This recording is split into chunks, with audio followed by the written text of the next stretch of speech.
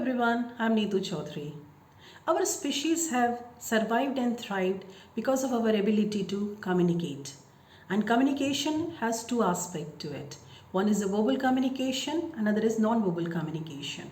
While verbal communication is having 7% impact, the non-verbal communication is 93% impactful.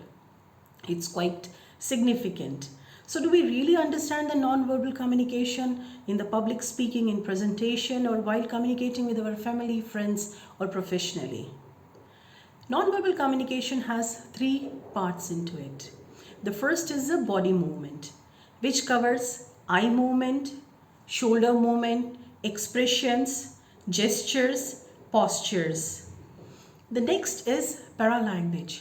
Paralanguage is the quality of voice, tone, the pitch at which we talk, the number of pauses we give, the duration of pause, and the non-verbal words we use like or snorting or taking a deep breath. All these comes under the paralanguage.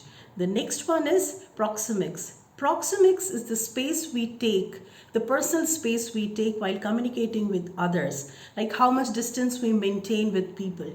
If you are on stage, how much space do we take to express ourselves, the space we take with our hand or with our body.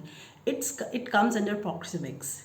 So next time when you communicate, pay more attention on non-verbal communication because it has 93% impact. So you can make your communication more impactful. Thank you.